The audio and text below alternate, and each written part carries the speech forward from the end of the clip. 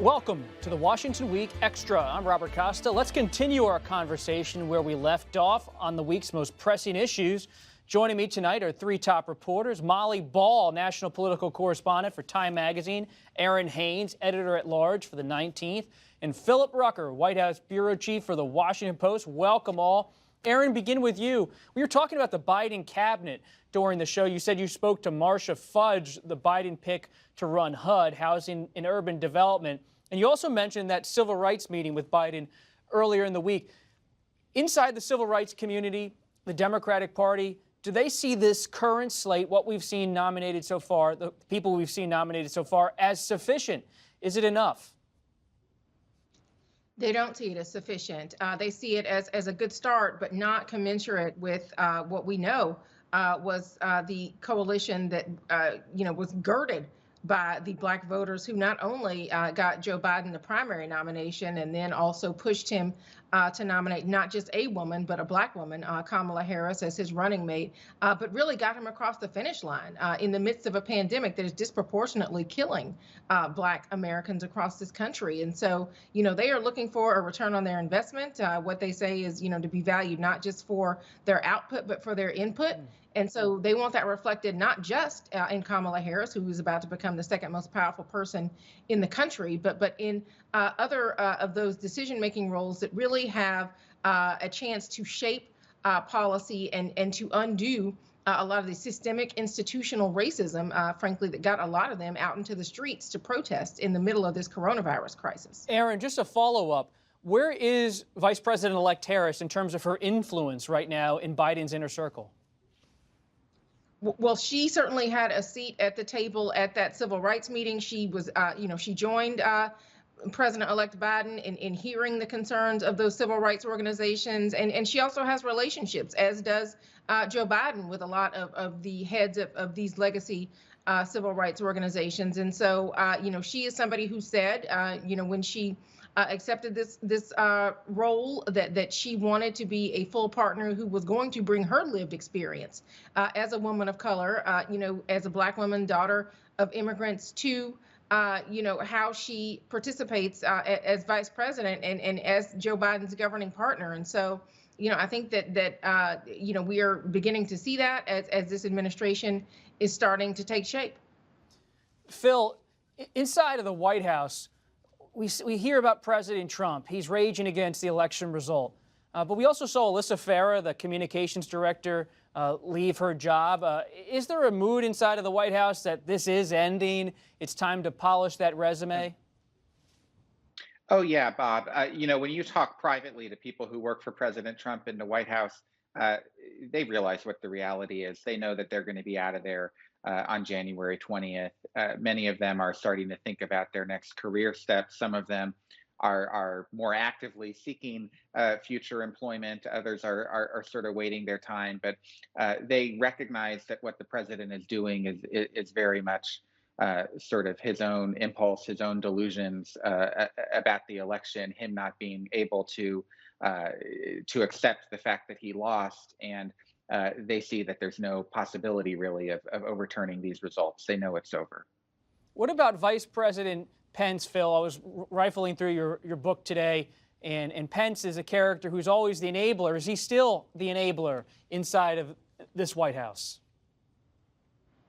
Well, I don't know that I would quite call him the enabler, but he certainly is loyally doing what he's done for the last 4 years, which is to very carefully avoid crossing President Trump. I found it interesting when Pence was down in Georgia for a campaign rally a few days ago, rather. He very artfully came up with a way to talk about the election where he didn't totally buy in to Trump's argument that the election was rigged and that the results were wrong because of fraud, but instead he made it sound like there was sort of unfinished business and tried to rally the Trump troops down in Georgia, but making clear that he wasn't going to fully accept the argument that the president and Rudy Giuliani and Sidney Powell and Jenna Ellis and some of these other characters have been making. He's very careful about that, as you know, as a longtime Pence watcher. Speaking of artful, Phil, you did put it a better way. The loyalist is a much better way, perfect way of describing VP Pence versus the enabler. So we'll stick with the Rucker characterization. Okay. But Molly Ball, in terms of big-time people in American politics, no one usually is a bigger person than the person of the year in Time magazine. And I've heard through the grapevine you've had a hand in editing this latest issue that has President-elect Biden and Vice President-elect Harris on the cover. What's the significance behind the decision by Time? Thank you. It was, of course, a big team effort, as it always is for us at Time Magazine, and unveiling our storied franchise since 1927. And I think it's important, we always say this, but people don't seem to hear it, to point out to people this isn't an endorsement and it isn't an award. It isn't a recognition of any kind of merit. It's a recognition of influence and history. So, and traditionally, not always, but traditionally, the newly elected president is usually named Person of the Year, and that includes President Trump in 2016. But in this case, we felt, 2020 has been such a year, right? So difficult, so exhausting, and with so many different strands to it. But we felt that and this is the first time that we have honored not honored, but given Person of the Year to the entire presidential ticket, the president and vice president, in recognition of what their partnership represents, not only the historic first represented by Kamala Harris, the first woman president or vice president, and the first Black woman, and first Indian American, first Asian American, but also the way that their campaign struck these themes of unity and healing, and the way that their partnership embodies the bridge that Joe Biden says he is trying to bridge to build to the future, to future generations, and the symbolism of two people with so many differences in their backgrounds, so many differences in their superficial characteristics, still making a statement about shared values, and making a statement that differences between us on the surface do not have to divide us as a country, because they really face a challenge, given how divided we are as a country, as much as they face a challenge in policy terms, tackling the pandemic, the economic crisis, and everything else. Their biggest challenge is going to be to convince Americans that we still have a shared future as a country, all of us together. Molly, in the House, your book on Pelosi, Speaker Pelosi, called Pelosi, it really details her relationship over the years with presidents, including President Obama and Vice President Biden at that time. And when you think about her relationship with the incoming president-elect, how would you describe it? Well, they have known each other for decades, but they've never served together.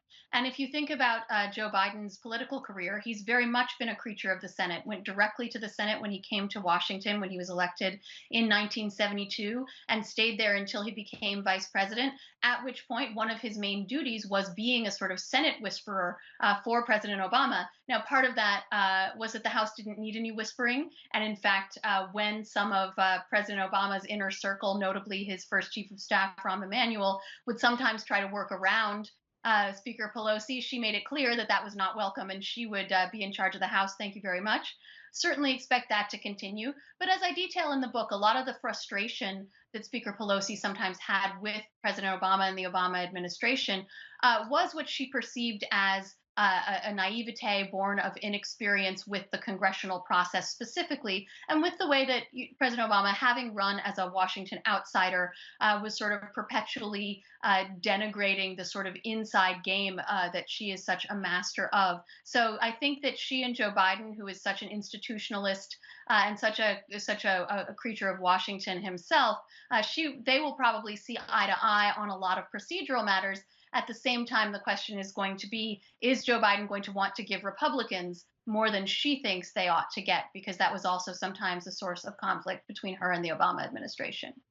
Let's wrap up tonight by going back to that first part of the discussion on the broadcast. We began with the news from the Supreme Court and their order on the Texas case, and they said they're not going to move forward with considering the case. So, Phil, when you think about what's next in Washington, you have the Supreme Court making their decision on Friday night. You have the Electoral College meeting on Monday. What's going to be the state of play in Washington come Wednesday or Thursday of next week when all of that's happened? Does President Trump just go to Mar-a-Lago and stew until the inauguration? What does he do? Well, Bob, the first thing I'm going to be looking for is after the Electoral College certifies that result on Monday. I'm not sure what time that will be, but at some point Monday, do we start to hear from more Republican senators and Republican House members issuing sort of pro forma statements acknowledging Joe Biden as the president-elect? It's remarkable how few elected Republican members of the Congress have actually acknowledged publicly that Biden won the election. Our colleagues at the Washington Post did a survey of all of them a week or so ago and found that it was only 27, I believe, of the more than 200 Republicans in Congress who acknowledged that. So I want to see if the Electoral College certification is a changing of the tide for Republicans. It may not be, and that will just be an indication of President Trump's enduring political power over the Republican base. But I fully expect that Trump will continue to deny the result, continue to stew, continue to claim fraud that doesn't exist, and refuse ultimately to concede. Where he spends his time, I'm not sure. It's tradition, of course, that he would go down to Mar-a-Lago. That's where he usually spends the Christmas and New Year's holidays. There's an expectation that he does that again this year, but that's not certain. And there's also a chance that he could change his mind and stay at the White House for one last Christmas in the executive mansion. Errin, how would you answer my question? And to bring up your home state of Georgia, does the Electoral College moving forward next week, does it change what's going on in Georgia in terms of the Senate races?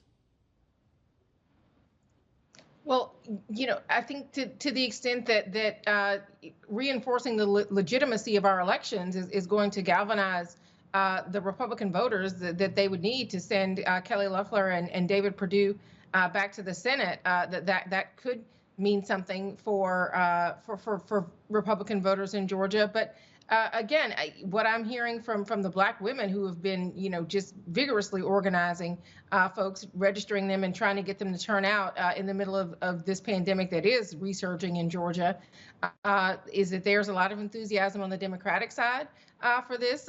You had the first debate of this runoff season where John Ossoff was debating a microphone and a podium, and Kelly Loeffler was trying to frame the pastor of Martin Luther King's church as radical and liberal. So, I think that again, transfer of power, peaceful or not, you're going to have yet another step towards that come Monday, and I don't know what that does to either, it could dampen, enthusiasm among Republicans, or it could, make them even more determined to keep up that red wall in Georgia to control the stakes in the future of the Senate. Molly, any final thoughts? No, I think Errin hit the nail on the head, which is that we don't know which way this is going to go, but it's already starting. Ballots are about to be mailed to voters in Georgia, so this isn't something that doesn't happen until January, and you're going to see already hundreds of millions of dollars being poured into these runoffs, such high stakes, deciding the majority in the United States Senate. So I think our attention is going to be shifting to Georgia for the foreseeable future, because both parties' future, potentially the future of the next administration, is on the line there. We'll leave it there for tonight. Many thanks to Molly, Phil, and Errin for your insights and your time. Really appreciate it. And thank you all for joining us. Make sure to sign up for our Washington Week newsletter on our website. We'll keep giving you a behind-the-scenes look into all things Washington Week, and you'll also receive a weekly note from me. I'm Robert Costa. Good night from Washington.